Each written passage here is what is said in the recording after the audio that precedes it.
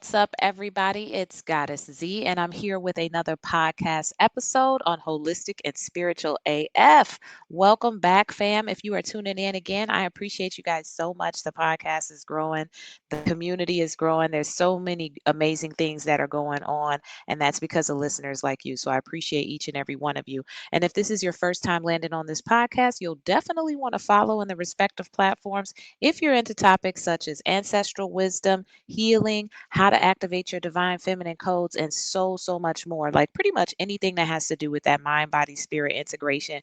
We are all about that life over here. So go ahead and follow me. I'm all over on podcast.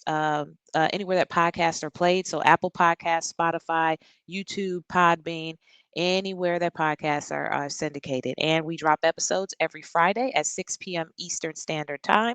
On the first and the third Fridays of the month, I have a guest coming in sharing their wisdom and their expertise.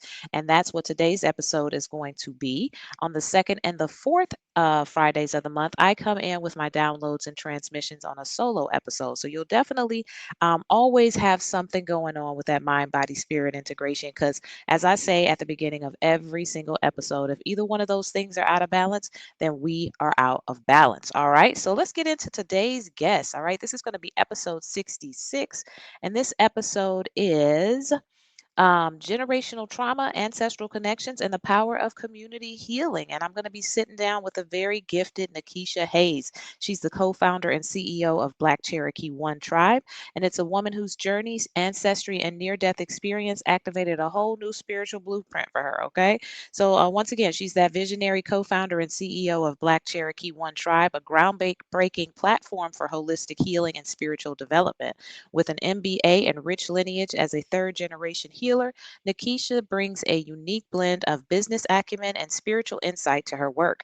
Her near-death experience on February the 5th of 2024 became a pivotal moment in her life, creating the space for her to fully launch her revolutionary idea.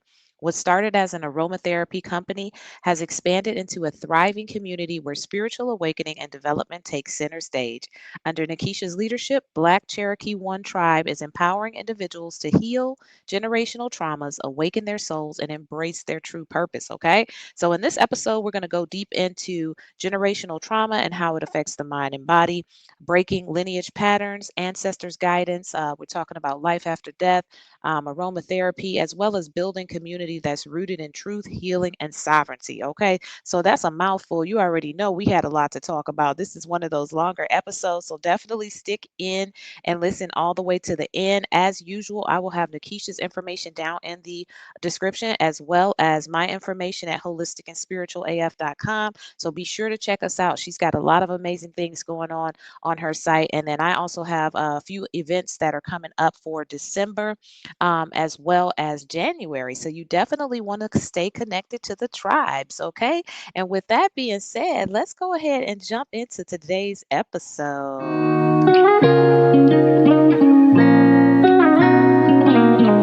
All right. Thank you so much, NaKeesha. I definitely appreciate you accepting the invite to be on the Holistic and Spiritual AF podcast. Like I was saying earlier, I've been following you on TikTok for a little while now, and you're just doing some amazing things. You know, you're talking about some of the challenging conversations that you don't hear on social media a lot, like, breaking generational trauma, how that actually affects us mentally, physically. You're talking about the ancestors and just a lot of amazing things that I think is the time for this type of conversation is now, with people waking up and searching and seeking for ways to start to heal some of this stuff. So, tell me a little bit about you. Tell me how the journey got started for you. How you answered the call to do this. The call. The call. Well, thank you so much for having me. It is an honor and a privilege. Sometimes, as healers, we just do what we do, however we do it, and we don't. We know things will come back to us, but we don't know in what way. So, this is a beautiful and wonderful surprise. So, thank you for having me on your show. The call. Well, the first thing is, I'm a third generational seer. So my family and our family dynamic, my grandmother and my mother, we've always been able to see things, and so for me, it's in my blood. But throughout the years, when you're in your teens and you're wandering this life and you're trying to discover who you are and the me, I'm trying to discover me. You have to go through a lot of the journeys in order for that that generational power can cultivate itself. So it took a long time for me to get to this point. It started out. It started out as me being a teacher, and the children that I taught, they were in second grade and fourth grade and kinders, and they were the ones that showed me that it's okay to be myself, and that I could like myself as myself. I remember one time, there was one of my students, I had on makeup, and I thought I was cute, because I had the colors and all the. I thought I was cute. It was pretty colored and everything, and everybody in the school was like, "Oh man, you look so amazing." But this one student was like, "You look like a clown." Mm. And I was like, my feelings was a little hurt, because I had put so much effort into this makeup, right? And this little kid, they're just like telling me, like, "You look like a clown." But the reality was that they wanted to see me. They wanted to see who I am and what I had to represent. And so that was pretty much the catalyst of me becoming the person who's answering the call. And what solidified it was my experience from the loss of my mother, the loss of my son's co-creator, as far as him making his own decision to live his life the way that he chose, and the grief that came behind that while I was in the pandemic, while we were all in the pandemic, and then coming to the realization that all of this was compounded grief in order to push out the thing that I've been trying to bury, the very thing that my family has always told me to kind of keep under wraps, which is being able to see. And then I got to the point where it was the most pivotal point where I almost passed away last year on the operating table, and I was cool with it. I was 1,000% cool with it. But what ended up happening was I was dying to the old version of myself and becoming that version of me that I had been burying for so long and trying to discard. It forced me to come out of my shell. It forced me to accept who I was, just like the little girl who was like, you look like a clown. It forced me to look at myself and realize that what I have to offer was created for me to share with others. Wow. You really laid that out very eloquently. I was like, man, did she rehearse this? No, That was like the never. perfect answer to that, but Thank wow. Yeah, you said you. a lot of really good stuff in there. You talked about um always having this in you, this being generational for you. And it sounds like it was very open in your Yes. family. It wasn't one of these tucked away, hidden types of experiences where you come from a matriarchal line of seers. Mhm. And you talked about what so many of us go through, which is trying to stuff that down and just go be normal when Whatever we're that looks anything like. but when we're anything but that. And Mhm. then you talked about, getting to it, hiding yourself, and other people being able to see that, even young children, which children could see a lot more. And then you talked about the old self dying when you were on the table. Like you said a lot, like right in the first 5 minutes. I was like, man, we could, we could really unpack I that, dive No, that's good. I loved it deep. because I was like, "Ooh, yeah, this is good. I don't have to go on script." So I love when people can really reach deep like that. So there's a couple things I want to know about. Like number one, when you were stuffing that part of yourself down, like what did that look like for you? Um, like how did you try to stuff it down? Like were things coming up, experiences coming up, and you were just like, "No, I'm not ready for that," or like what was kind of blocking that? So I've always been in some form, some way, shape, or form. I've always been the outcast of my family. And it wasn't the outcast because I was always causing trouble. I was the outcast because I was always trying to do what was considered to be right. Mm, And so that was the thing that I would always stuff behind. I would always try to comply to whatever people wanted me to do. I was always a people pleaser. My overall goal was always to make other people happy, in order for them to just accept me because I already come out different, right? Even the Mm-hmm. way that I speak, sometimes a lot of people may assume when I was growing up, I was always told that I was the inside out of an Oreo cookie, right? And so that was always my issue. Like I couldn't stand being, I couldn't stand being looked upon as different, even though naturally we all are different, but accepting that and being ridiculed from that all the time. So I would always try to find ways to kind of put myself in this bubble, always trying to fit myself in some type of square peg, around, was it the round, a square peg in a round hole, a square peg in a round hole. Yeah. So I was always that person. And with time, um, it became comfortable. It became real comfortable to the point where I started to grow into this version of myself that I wasn't happy about. But then I also started finding myself with illnesses that I didn't expect, over stress, a lot of mental challenges that were servicing itself in my life because I kept trying to fit into some type of box or conformity just so I can hide myself from what I could Yeah. That sounds like what a lot of us go through, I think. do. Hmm. But you really broke it down. And I think at the beginning of this, you talked about as healers. So I always talk about healer's journey. We usually have to go through a lot in the beginning to get to a certain point where we can empathize with people, where we have to kind of, you know, navigate through our own pain to get to through the other side. And I loved what you talked about the fact that you were trying to do things right, because everybody's got a different version of how they're doing that, whereas Hmm. I was the one who would have been seen to do right, but I wanted to go see what they was doing over there because it That seemed like it part. was Take me it over seemed, but I never there. fit in. It was kind of weird because I was like the bad girl nerd. Like that was Yeah, like right. I was a so good girl trying to be the bad girl. It never worked. yeah, yeah. Well, yeah. I think I was the good girl first and then ended up being the bad girl. And then it was Yeah. like my nerd friends was looking like, yeah, we're not the same no more. Like No, that ain't yeah.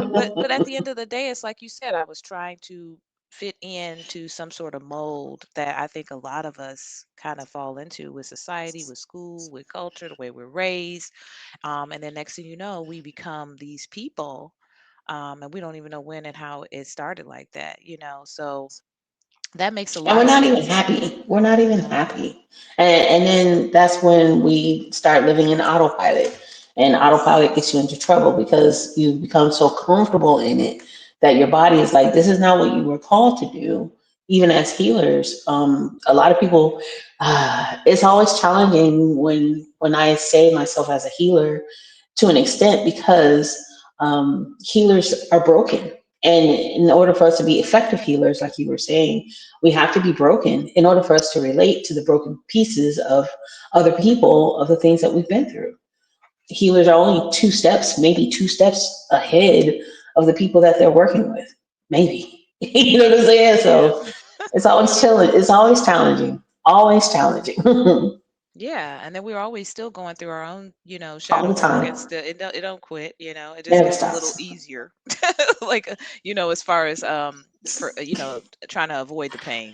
That part. You're like, oh, I understand what this is. It still feels the same, Right. but I get Yes. Yes. it. So you talked about going through a grieving process, which is a whole nother that's heavy. I've experienced a close loss as well. And then you also talked about your own near death experience. So, as much as you feel comfortable with, tell us like how that was the turning point for you when you were like, okay, listen, I got to change up everything, probably. Mhm. I'm pretty much an open book because Okay. I've learned that your story is at some point helps others. So that's the whole Yes. point of it for us to go through it. So I don't mind the question. When it comes down to the grief and dealing with the grief of my mother, it took a big, huge toll on me because my mom was Like a lot of our moms, they're our ace boom coon, our support system. They're everything that we want and everything that we desire because they're our best friends built in. They're the beginning and the end of our very start of our lives. They know us when no one else knows us. They know the tears before the tears welled up and cry, before we get to this point. And to come to the realization that, my mom was no longer there, and knowing that I can't just pick up the phone and call her and share with her and do the things that I normally would do with her, where my mental capacity was gone. I was done. I was out the door. I was like, nah, we good. I won't be here no more. Right. To and a lot of people who have lost their mothers, they all pretty much said the same thing. It will take you out if it happens. But the blessing in that was that I had my son 7 months prior to her passing. So having my son after 7 months before my mother passed was a good transfer of love exchange that I didn't know that I needed. I had my son pretty late. I was 40 years old when I had him. I didn't think that I could have children, so he came for me right on time. When it came down to me having my surgery, I was willing to let him and everything else around in my life go. And when the operation, they stopped the operation and woke me up and said, "Hey, you almost died." I had to sit with the reality that my mom wasn't sitting next to me. I had to sit with the reality that no one else was in that room to have my back. My cousin wasn't able to make it. Things just happened. The people that usually are there to support me, they weren't. And I thought that I would be strong enough to be there to handle what would happen after surgery. And the reality was that I wasn't. The reality was in that moment when I looked across and I saw that that chair was empty and my mom was not there, I had to come to a realization that I had lost one of the greatest loves of my life. That person was no longer there. And it felt like an empty box. And in that moment when I felt that empty box, I had to stop and say to myself, I have to open up my heart to the possibility that something in my life can be fulfilled in spite of my mom not being here. Knowing that the love that my mom gave me was exactly what I needed and it never dies. Knowing that the love that she gave me was for me to continue on and not to be there with her. Even though my deepest desire at that moment might have been, I need to be with my mom. But that's what I came to the realization of. And after that, everything started to kind of click after that moment where I started to understand, okay, I'm here for a purpose. This is my purpose. It wasn't just to be my mom's daughter, but it was to be so much more. And so that was my pivotal experience. That's beautiful. And it's very powerful too. It's like you had this, I guess will be considered as a traumatic experience that kind of really jolted you into the next phase of your journey. And I know that you are also very connected to your ancestors, and your mom is simply an ancestor returned, you know. So, I truly believe that some of my most pivotal moments in life have been like that, where it was something that seemed very hard, very painful, and then it catapulted me into the next phase. And I feel like that's our ancestors a lot of times Absolutely. pushing us on, continuing Hmm. to guide us and push us in ways that we would understand. So I think that's beautiful. Like, so at that time, did you kind of like did it start clicking that my mom's an ancestor? She's still here. She's helping me. It's, It actually was before the surgery. I thought I was actually hallucinating because I was always taught, and this was like from religious dogma or the religious output of what we have been conditioned to accept, knowing that, speaking to the dead was a no-no. Speaking to the dead, the dead are demons, from what we've been taught, a lot of us. And even in my family, even though we've been gifted and we have the gift of seeing, our family, that version of our gifts was considered to be a no-no. And for me, I remember when I was walking in the park in Las Vegas, because that's where I stayed for quite some time, and I would walk at this park and I could see visions of my mother because I wanted to be so close to her. I would literally see visions of her in my face, and I would question whether or not it was her until I started feeling her hands on my cheek, the way that she would hold my face when she was trying to teach me something or share something with me. And at the time, I had a therapist who thought I was hallucinating. And she was like, "You keep yearning on your mother." But she wasn't black, right? So she didn't really have that understanding. And she was actually Hispanic, but she veered on the side of white in her thought process in many ways. And so, she would ridicule me from time to time because I would always share with her, like, I really think my mom is with me because of these things that would happen. So I had to figure out how to get rid of her. Right. Exactly. She had That to was the solution. go. She had to go. I'm like, you gotta go because you're hurting what I'm trying to where I know I need to be. And then after that, and then I had the surgery. Before I had the surgery, the before I had the surgery, I felt my mom's hand on my face. So I knew that she was with me the entire time. It's just getting past the fear of knowing that she's there with you the entire time. Mhm. Yeah, and and when you did have that near-death experience, there's a strong possibility that you went somewhere. Oh, I And did. yeah, exactly. Yeah, so well, then we got to talk about that next. But I know that, like that's me in meditation. Sometimes I'm gone Mhm, and I'm like, mhm. I know I was gone. This was a 30-minute meditation. Like this happened the other day. 30-minute meditation and it was deep. It was one of mine actually. And I remember going in the meditation, doing the breathing, and then I came back right as I was saying, now begin to come back into your body. Like it was Right. and I was gone and I was like, well, I guess, they was tuning up and doing some stuff with some frequencies and whatnot, and I came back with all this creative energy and ideas. And Yeah. so chances are, and I want to get into your actual experience with that. That's what happened. They were Yeah. preparing you, and so when you woke up, you had all these downloads and transmissions and whatnot. So yeah. So when I was on the operating table, it was very quick, but I knew for a brief second. So a week before my mother passed, I felt myself falling in the sky and then being lifted up a week before my mom passed. And I told my mom, I was like, "Mom, I think I'm about to die." And she's like, "No, you're not going anywhere." And I was like, "I really think I'm about to die because this is really weird. I never experienced this before in my life. It felt good, but I'd never experienced it." And a week later, she passed. And I experienced that same feeling, but way different. I saw myself going down, and then I saw myself being lifted up in the clouds, and I could see the clouds. But I felt there was no pain, there was no burden, because at the time I was going through so much. I didn't have any of those burdens and those pains, and I was ready to let it go. I was like, I'm cool with letting all of this go. I'm 1,000% good with this. Like, let's go. I'm out, and that was my my first clear vision of my near death experience. I've almost passed away 3 times, so this is the third one that I actually remember. Wow.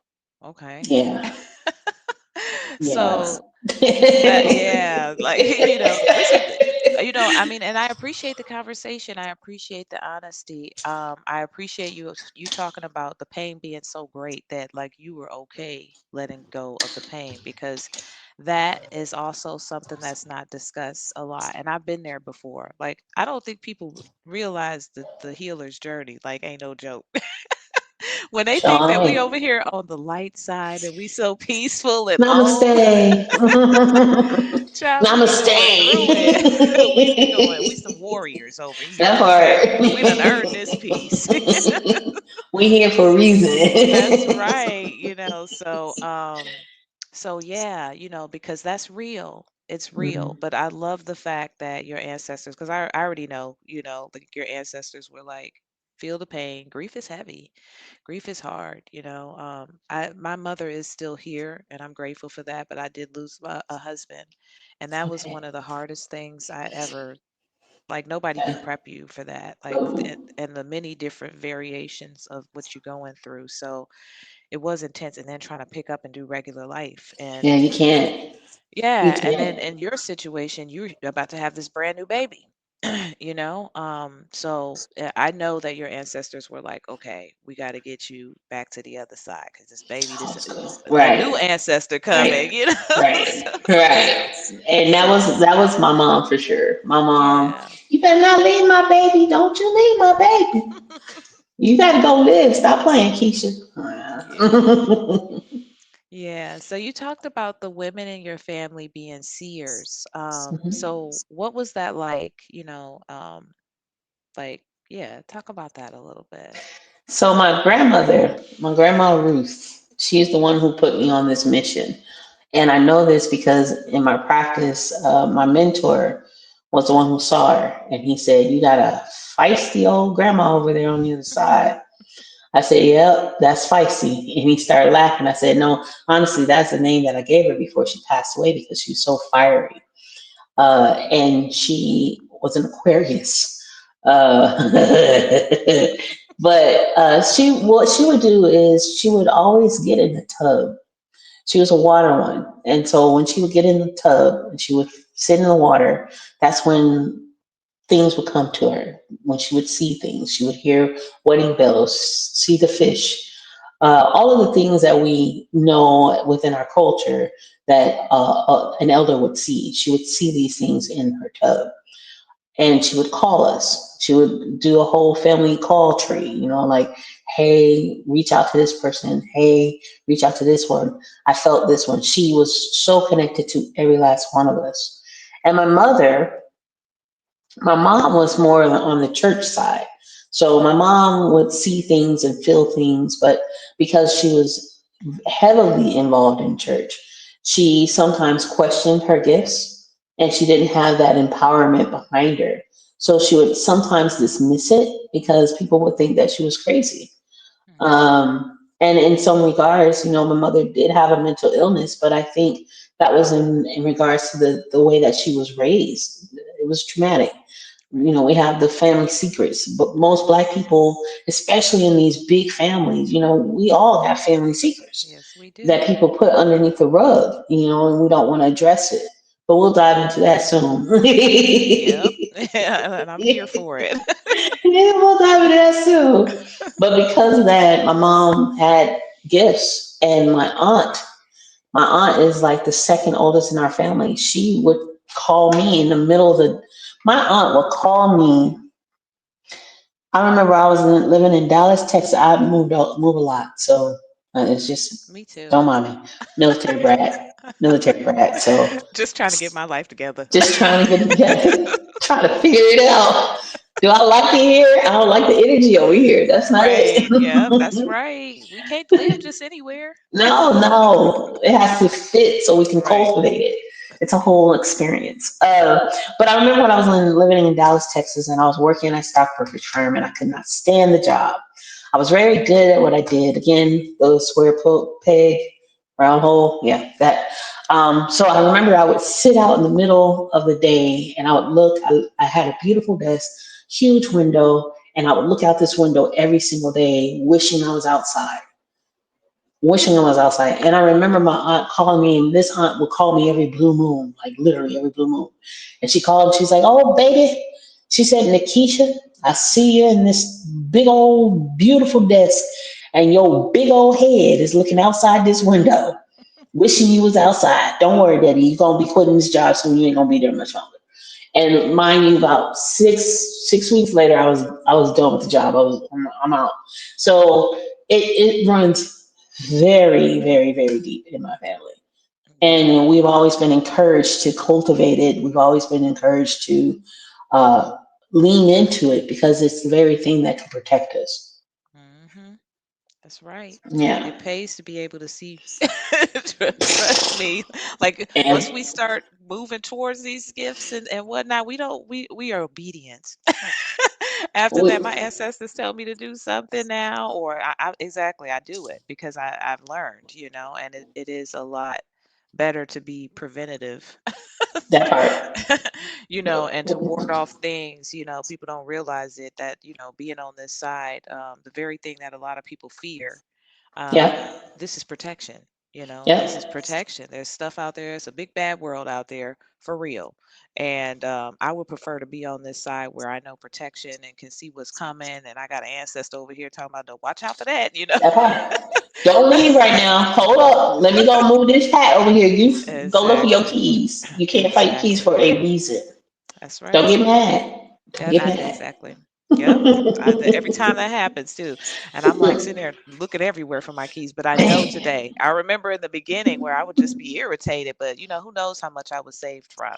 right. So I love that. So you as a seer, as you started cultivating your gifts, how does that show up? Is it the same as your mother and your grandmother? No. Um, for me, I feel, um, as I was saying with my practice, for me, what ended up happening was in my practice, I was able to refine my gift. I am a certified Theta healer practitioner. Okay. And so I am one of maybe less than 10 Black people who do what I do in the way that I do it. And through the practice of being a certified Theta practitioner, it teaches us to hone in on our gifts and to trust our intuition. Hmm. And we can't get to that point unless we release ourselves from the subconscious beliefs that has been given to us as pre-programs in our subconscious mind. And what ends up happening, the difference between my grandmother and my mom and myself, is the generational trauma that my family had to endure that they couldn't let go of because they didn't know Right. how. They didn't know how. And so many of us have these amazing gifts. And this is us as a whole, as a human race. But primarily in the Black community, we have these amazing gifts, but they're convoluted with so many traumas, compound trauma and compound grief, that it becomes very cloudy in the back of our brain. And we can't trust ourselves. We can't trust the people around us. We can't trust our intuition. And so it puts us in this bad situation where our gifts are being not used for our greatness, but they're used as a tool against us, be it being against ourselves as self sabotage, or being against ourselves within our own community as like constant discord and destruction. So it's an intertwined and intertangled web that we all collectively are in some way, shape, or form. That I am like pulling teeth. I'm in Atlanta now, trying to like clean up all of this generational trauma so we can start the true healing within our families and our communities and within ourselves. Absolutely. And it's intergenerational, as well. Mhm. Like you said, it's all interconnected. And I think that's where I know that the whole connection to ancestry comes in because our Absolutely. ancestors are in our DNA. We are our Locked and loaded. ancestors, and we don't that's a big part of what I do is we don't skip steps. Like some people, we're not leaving our ancestors hanging after after they Not at survive so all. that we could get to the point where we could actually start to heal some things. And that's uncomfortable. And you talked about the programming too. That's very powerful because, and you're in Atlanta. I lived in Atlanta for 2 years. Yeah, I So just moved here. I lived in Atlanta. So like Yeah, not I'm not on the in outskirts. I Indiana. I'm in I saw it. it.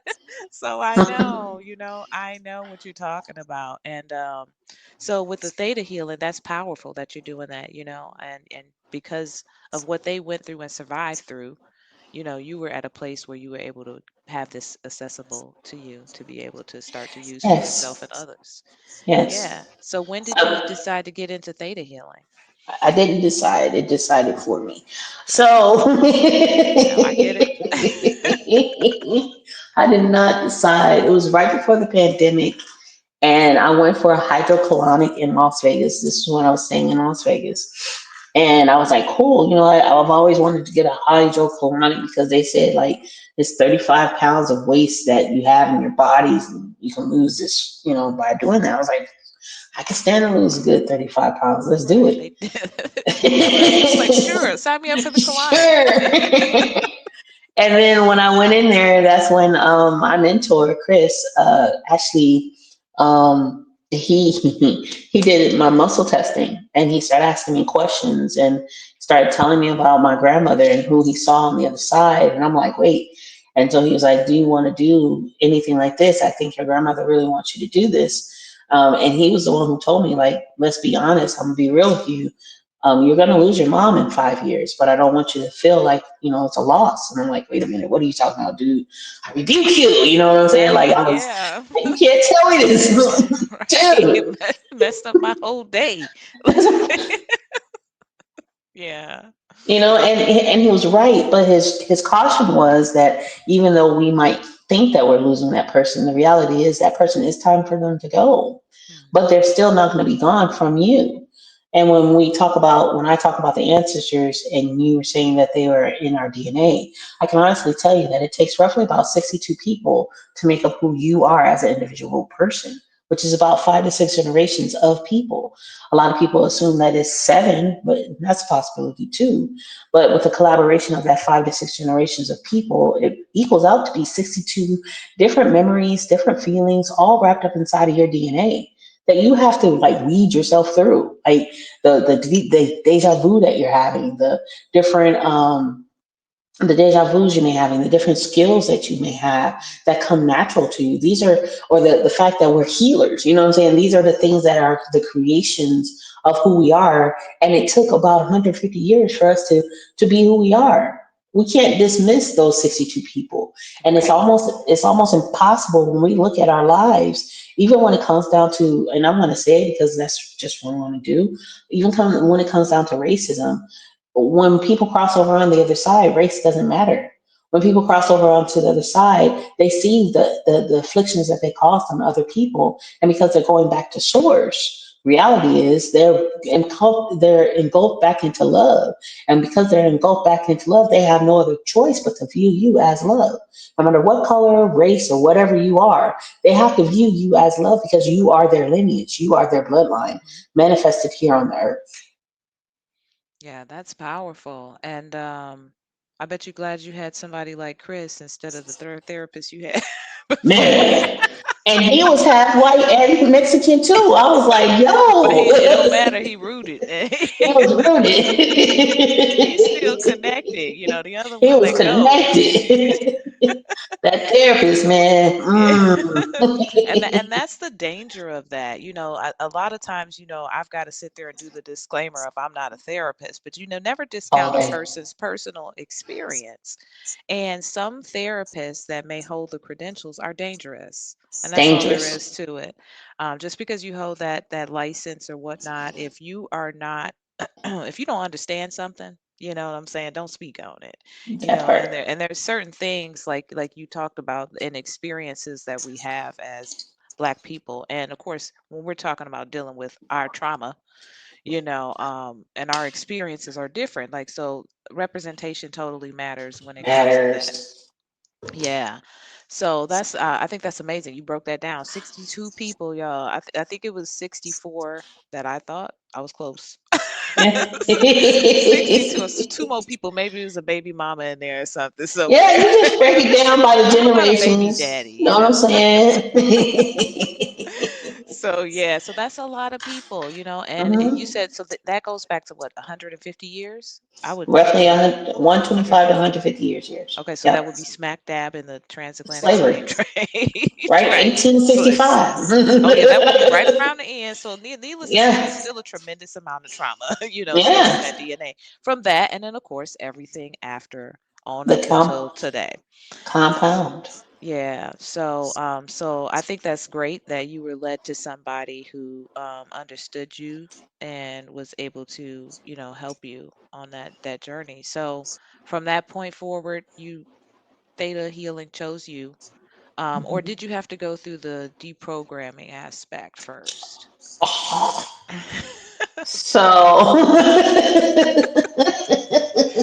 I don't be lying to nobody, man. So So Chris, he had told me, he said, well, NaKeesha, you need to make sure that, everything that you say and everything you do, because now your subconscious is completely reprogrammed, is speaking as though things are and the way that you want them to be. Don't say the things that you don't want.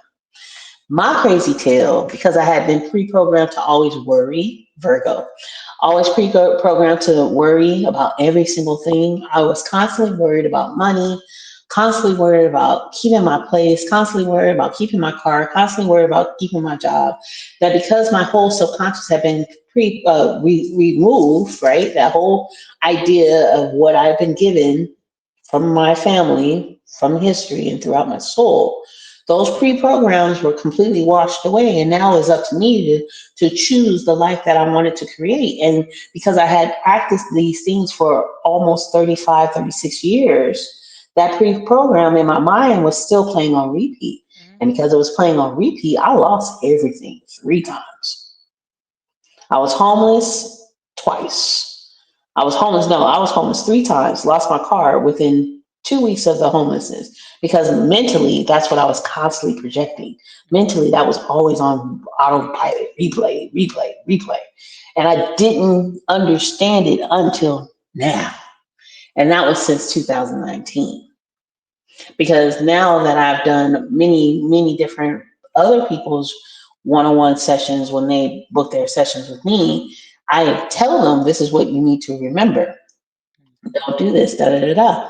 And I see that they're progressing. And when they're regressing, it triggers something in me because I'm like, oh, I remember when I did this. This is what you need to do to get yourself out of this situation. I promise it's going to change your life.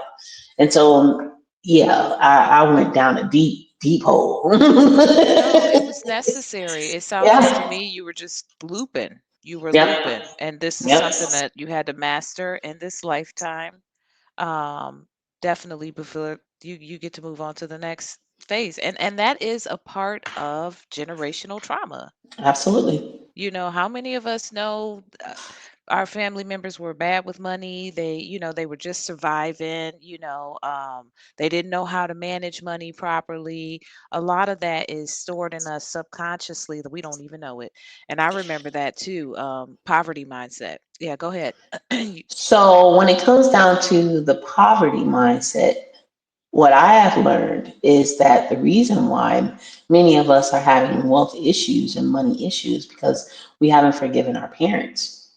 Mm, Because money is just currency, it's just energy. That's all it is. And after you got to the point where you're like, okay, that's just energy, it'll come when it comes. But you have to start looking at the relationship of your parents. Like your mom is your nurturing person. So if you don't feel nurtured in some kind of way, there's going to be an open hole, and you're mhm, going to gravitate to things like people pleasing. You're naturally going to gravitate to things that are going to require you to give more of yourself than you giving back to yourself, because that hole is lacking. Something your mother did made that hole open up, which stops the flow of your funnel being closed for you to receive anything, love, money, whatever it is that you desire. It's filtering out. It's like a broken hole throughout these little tubes that create you. And then your father was there to kind of reinforce what your mom's nurturing was about. Your father is there to give you confidence. Your father is there to provide this place where you can feel whole within yourself. The combination of your mom and your dad are supposed to be there to hold you, where you can feel like you are straight up, you can handle anything. But if your father wasn't there, then that opens up another hole. If your father created abandonment issues, then you're naturally going to seek out things that are going to fulfill that abandonment wound. And that creates another hole, which creates the flow of money and all those things that you desire out the window because you're not secure in that space. And so when it comes down to anything, any of the things that you desire, if you haven't looked back into your past and forgiven your parents, they're the first people. If you haven't forgiven them, because they're the first people to show you what love looks like for you and to you and with each other.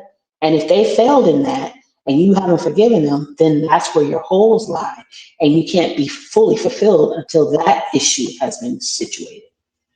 That's very true. I think essentially once you start going down the healing path and digging, it always goes back to mama and daddy. Those are the first foundational relationships of your life. Those are the people that know you the longest, you know. Mhm. And you're absolutely right about that. With the poverty mindset, like I never really put those two together. I was somebody who could generate money. I was always able to generate money because I, know the cheat codes. I know how to manifest. So I'm gonna get Mhm. some stuff real Mhm. quick, but I couldn't keep Mhm. it. It's like the universe, you Mhm. ain't gonna get to keep, you ain't cheating nothing. That's what the universe was letting me know. You're cheating yourself. You still gonna get this lesson. Yeah. And so So, oh, go ahead. I'm no, I sorry. was just gonna say, I would keep it, I would get it and couldn't keep it. And then it wasn't really until, like you said, the relationship, I started to heal the relationship with my mother and my father, and things shifted. But I never really connected the two. I Mhm. just was like, oh well, everything's healing now. We closing up loops. It's abundance. Like you said, it's the flow. But yeah, the finances is a whole lot different now, and the way that I handle money is differently That as part. well, and manage it and stuff like that. It's much more responsible. So yeah. So what happens? What a lot of people don't realize is that block. So for your example, and I'm just sliding in what I do, just Yeah, so go it for it. just is there. Please do. So that block that you're feeling, what normally happens is when we get started with our manifestations, we get started with the things that we want, and we start naming it and claiming it, and all the things that we have been doing, the cheat codes, the 369 methods, and all that stuff. That's wonderful, great, fine, and dandy. But what ends up happening is we're only doing that from 12%, 5 to 12% of our brain power. That's our conscious development.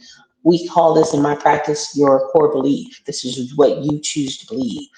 And what ended up happening for you in that matter, that block that you were facing, was the remaining 88% of your subconscious beliefs.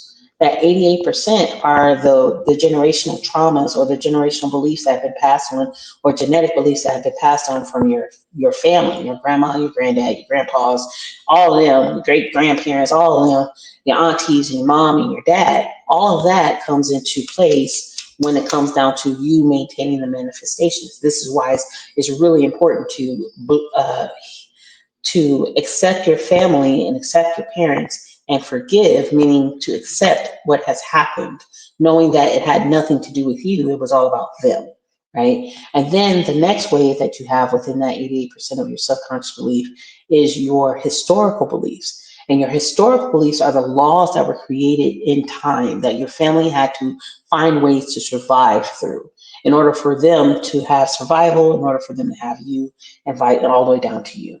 And then the last one is your soul's belief. Your soul has been here many, many times before, and it's had several different belief systems of things that happened to them. Sometimes when people have this idea of deep abandonment issues, deep depression, deep sadness, all of this comes a lot of times from your soul. So when you're making these manifestations of all of the things that you want, this 12% ends up hitting against this 88% every time, and you lose. So when you're going out and you're like, hey, I want to get this house, especially as Black people, I want to get this house. That's what I'm going to get. That's the money I got. I got the money laid up for it. I'm going to get it. What ends up happening is this is what you're saying to yourself.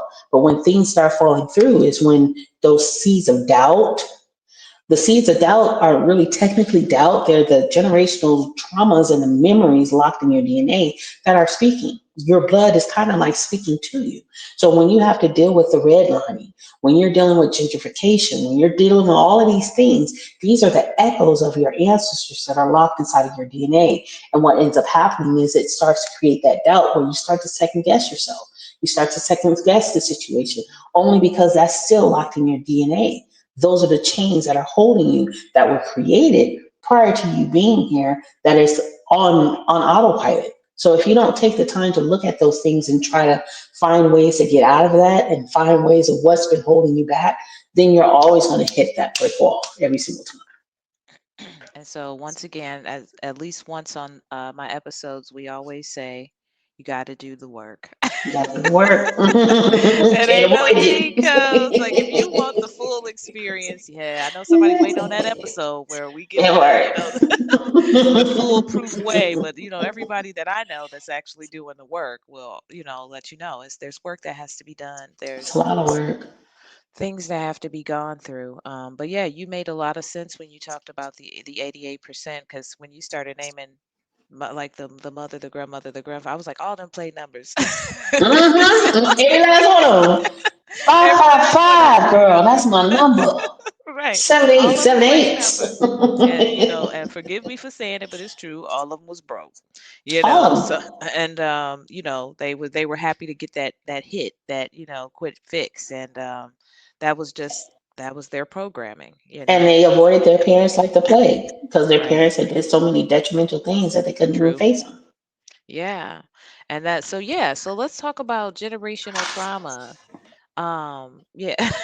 Like we could have a whole nother podcast episode on that. That part. So generational trauma, like you talked about, like your mom, and that probably, I'm assuming, was like a boomer. My mom was a boomer. They went through, her mom, my grandmother, who's still here, she grew up in the Jim Crow era. You know what I'm Yeah, saying? So yeah. there was different ways that we were raised, each generation. There was things that were acceptable, that were considered as normal, and like you talked about, the secrets that kept us sick. Talk to us a little bit more about your experience with generational trauma and why you're so passionate about helping people break generational trauma. How is this? Can I do? Is this PG-13 or adult? Like what? It's What is holistic and this? spiritual as fuck, and don't nobody listen to it Okay, except cool. for grown folk. All right, cool. And I want to dive into this for my own personal reason because I think you said most of your audience are women. Is that correct? Yeah, that's Okay, true. cool. Well, ladies, let's talk. When it comes down to the way that we've been raised, and this was my biggest epiphany, especially when it comes down to our sexuality, we have been groomed as Black women, especially in the church, that sex is bad unless you are with your significant other by choice, and that your body belongs to your husband, and that. That your body belongs to your husband and you can't go out and enjoy sex the way that you want to enjoy sex, and all of these are barriers around sex, right?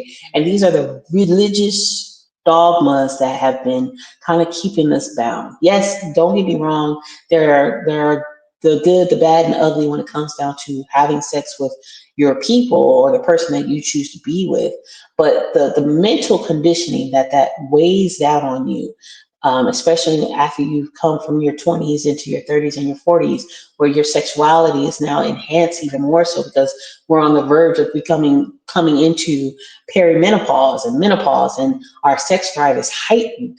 And a lot of times we find ourselves, especially if we're single, we find ourselves in a position where we're trying to find this mate or someone that we can, have sex with, period. Because Right. the girl be girling, you know what I'm saying?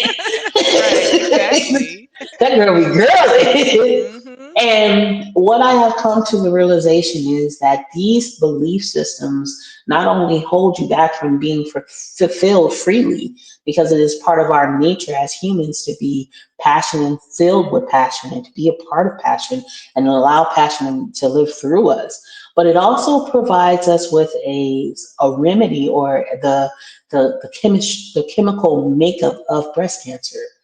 These things that have been given to us, these beliefs that have been given to us and that have been pre-programmed within us from the churches are the very things that have been causing us generational diseases. Not being able to sexually be free is a form of you holding yourself back from doing the things that you love. And this pre-program doesn't just come from the church, but it comes from our moms and our grandmoms and our great grandmothers, because that's how we were trained to be. And again, like I said, it has its place. It does have its place to have these standards, right?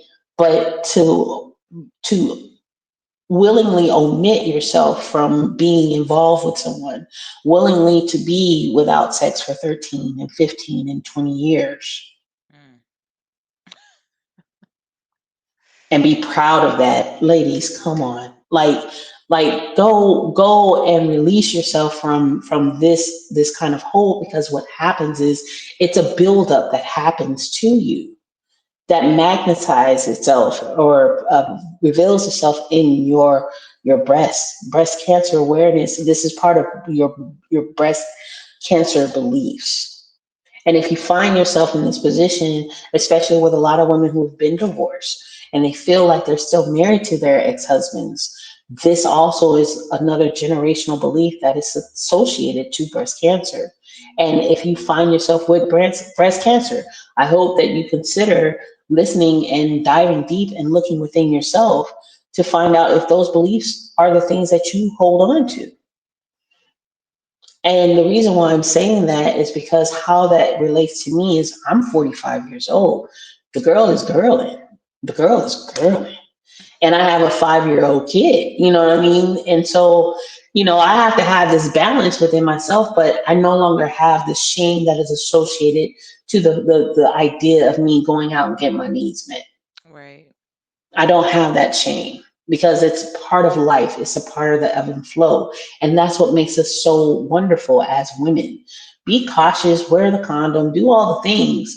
But if you have the urgency to do what you feel is best for you, go out and do it and be safe about it. We're adults now, you know what I'm saying? Right. But holding yourself back from these little things puts us in a position where we're hurting ourselves. Heart disease is a form of brokenheartedness, right? We hold this stuff with so much high pride. And I'm saying this as a collective of what I've experienced with a lot of the women that I've been around, and myself included, where we hold on to this high thing, like, this person broke my heart and I'm a strong black woman and I can do all these things.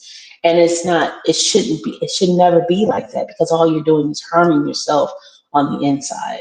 And so I'm saying this because I'm you and you're me, and my overall goal is to always to reveal those generational situations and to allow you to make a conscious decision to let it go or find ways to let it go. Yeah.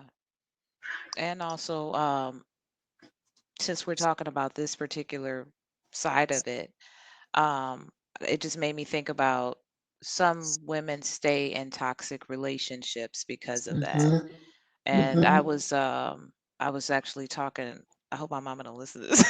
Like she gonna be like, Hey, "Why you telling mama. our business, girl?" Whatever. Like we 54 minutes in, she ain't gonna listen. Don't But she worry. was telling me about some people in my family, and they're all married, and I guess they thought that that was going to be the answer or whatever, but it's not. The way that it sounded, I'm like, man, I'm glad, that I have my peace. I'm glad that and they were like, well, at least she's married, and my thing is. See, y'all didn't leave y'all men, no matter what they did to y'all. Like y'all stayed with them, and I would rather be single and not be and have my peace and not be going through things that just for the sake of saying I got a man. Like, Yeah. and like you said, that stress causes disease at somewhere in the body, in the mind, the body, the spirit.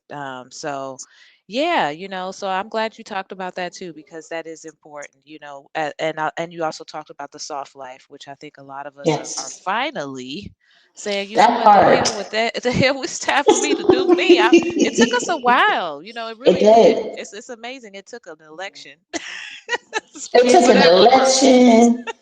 The reality of stupidity that is in our country, and we are all highly educated in some way, shape, or form. We go out and we make it happen, and with the knowledge that we have, we now can see it for what it is. This don't make no damn sense. Right. Wow, And I think we tired, like literally. we's We tired. done wore ourselves out trying to do too much. And We's tired. we was like, no. And so I'm loving that trend that's going around is for us to be soft, to start to relax our nervous system, start to do for ourselves. And in doing that, we start to figure out what it is that we want and we need, Yeah, instead of what everybody else needs. So yes, that is definitely a form of trauma that has run deep, and it goes back to that survival programming. So absolutely.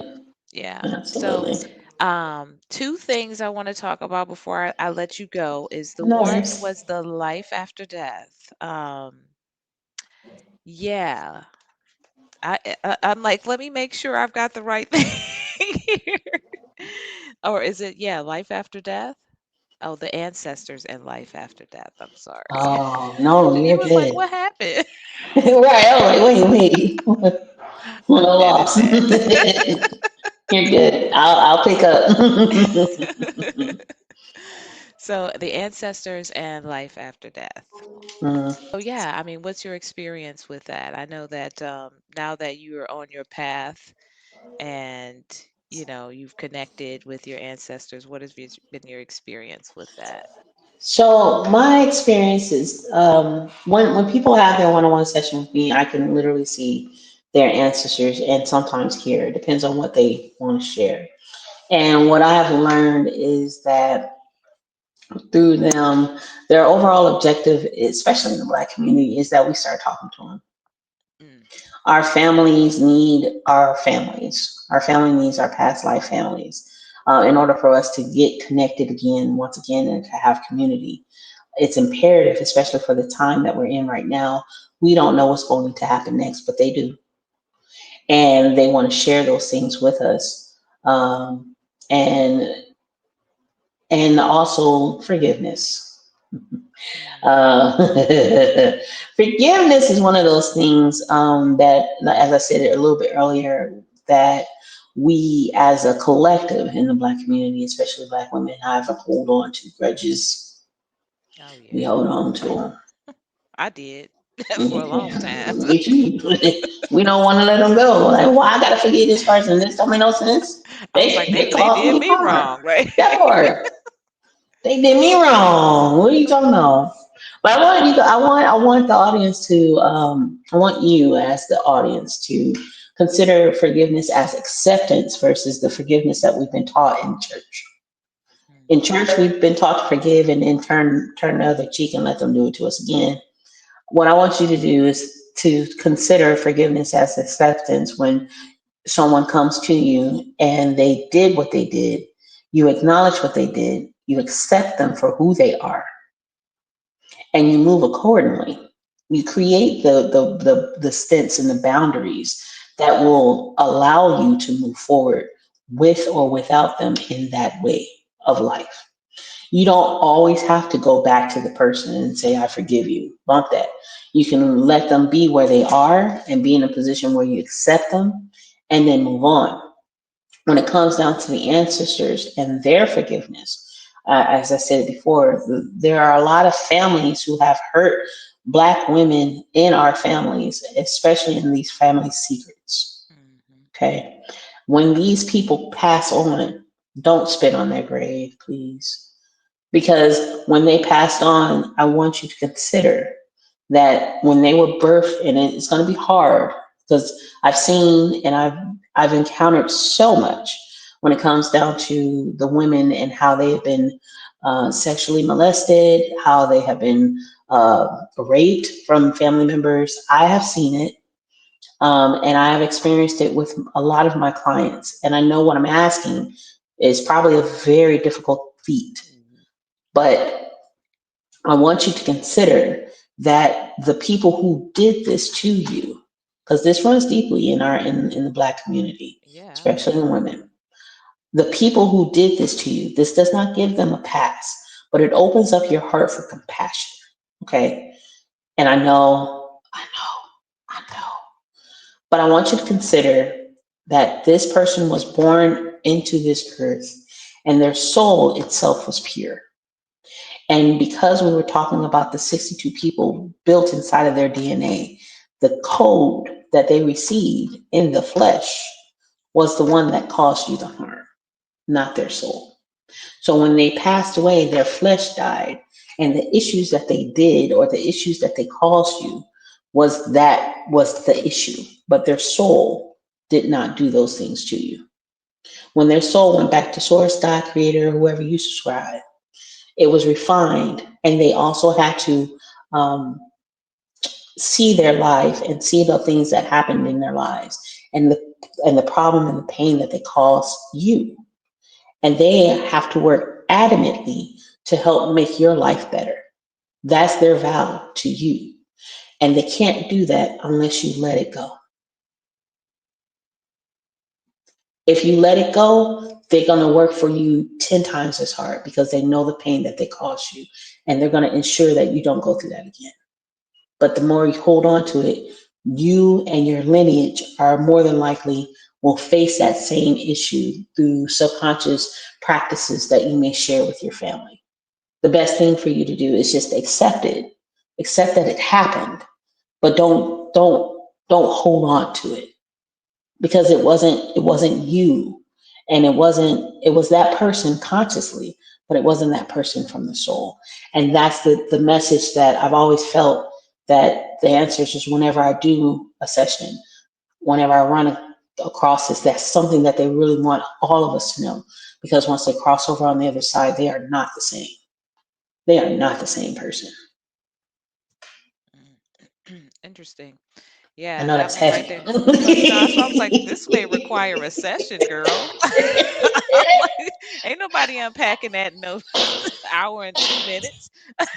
Sorry. That is okay, but here's the thing. So that ties into my next question, which is what tell us about your business, the services you provide, how you help people. You talked a little bit about some of the things that you do. I want people to know where they can reach out to you if they want to go deeper into this, because this is deep work you're doing.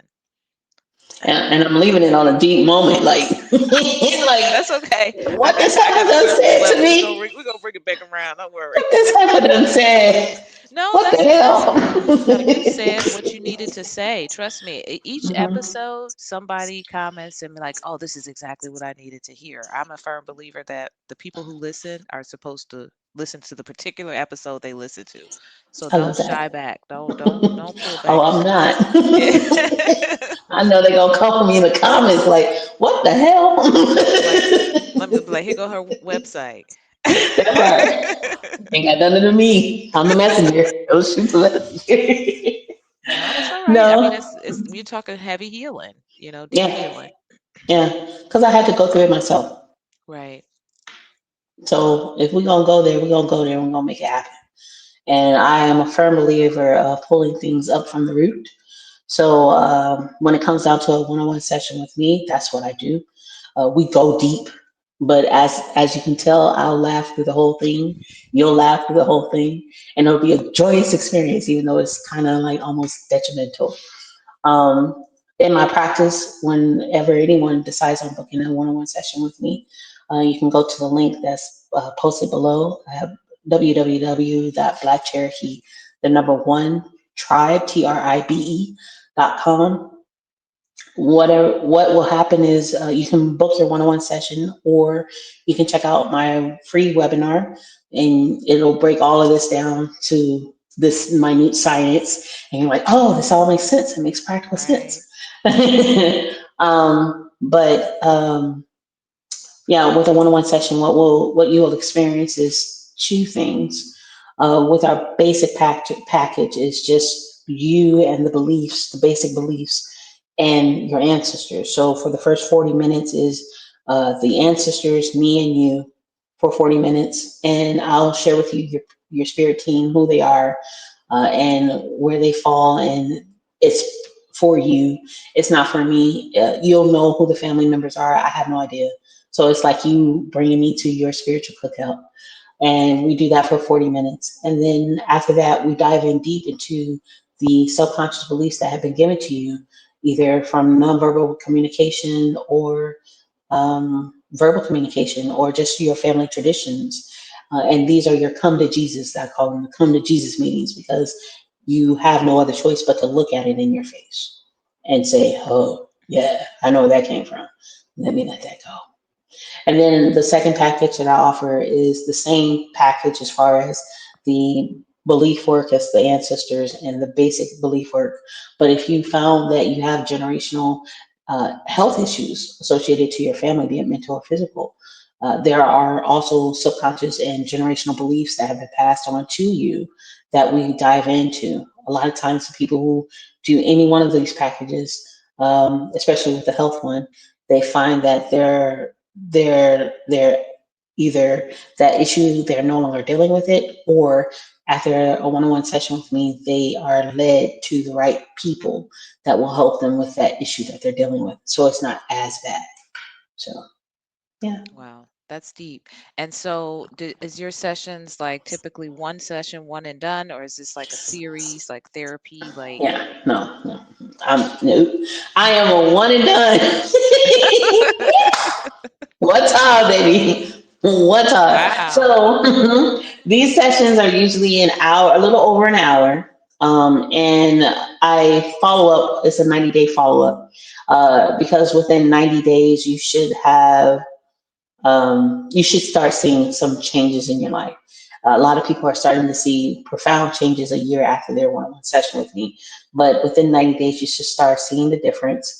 A lot of times, most people only need one session, but that forgiveness thing kind of gets everybody stuck. So Yeah. they may have to come back for another session because it's kind of hard. Like, yeah, I don't know if I let that go, they're gonna It's make it. layers. Yeah. Yeah, You just it's got comfortable layers. with it, you know? Uh-huh. And now I'm asking you to let it go, and you're like, "What, girl? Please." You know what I'm saying? Like that's what you Right. say. So it's usually just one session. When you book your one-on-one session, it's usually one session. The first one, the basic package, is a little over an hour. The second one is about 2 hours. But along with those packages, we have a full community that you get connected to.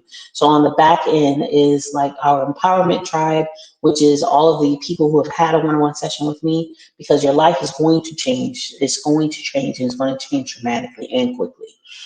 So the people that are in the empowerment tribe are the ones who've actually gone through the one-on-one sessions and they've shared their experience in our private community. Then, with the basic package, you'll be invited into our Healing in Black community, which is a group of 13 practitioners that I've put together, where we help you from birth doulas, end of life specialists, grief, your mind. Me and a psychologist are one and the same, where we help you with your mind. Got three Reiki healers for your body, a nutritionist.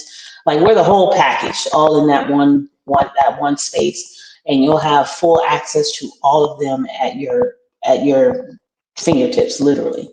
That comes with your basic package. When you get the health one, it comes with our second tribe, our second community, which will be our third one, which is our soul tribe, and that is the one that's connected with past life regressionists, a dream interpreter, aka a spiritual consultant. In addition to that same end of life specialist, she does both sides because death goes on both sides of life. So yeah, those are the things that people will get. No, that's very very unique, but very necessary and very needed. So, well, thank you so much. Like y'all heard what she said. Go and check her out at Black Cherokee, the number one tribe.com. She's all over TikTok, Facebook, All over. Instagram, YouTube. And it's the same handle, y'all. Black Yep. Cherokee, the number one You and can find me. tribe.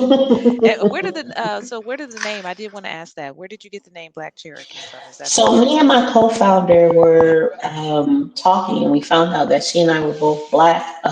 We were both Cherokee, and I was Blackfoot. And so the thing is, she's white and Cherokee, and I'm black. okay? So we figured that we would connect the two, and then the one tribe would be the thing that connects us together. She is no longer with the company, but we're still friends. But I now run the company, and so we just Black Kid Cherokee, and people assume because it has black in it, it's just because I am black, but it's a play on all of that. That I'm black, black feet, and it Indigenous, pays yeah. homage. Yeah, yeah, right. It pays Right. homage to the indigenous parts of me.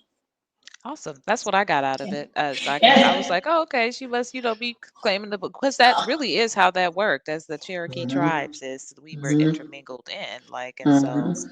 That's literally how it was. So, well, you know what? Thank you so much. Has been a deep Thank you. conversation. I love it, love it, love it. I know my audience is going to love it as well.